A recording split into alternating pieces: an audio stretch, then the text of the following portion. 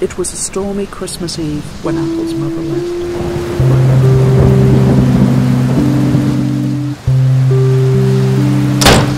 From the cold, bitter night, Apple had waited for 11 long years.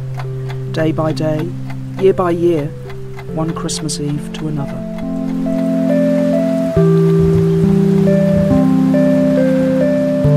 She kept all her dreams, her hopes, and her longing for the perfect, loving mother she never had. But when the time had come for their fateful encounter, will her well of questions finally receive their answers?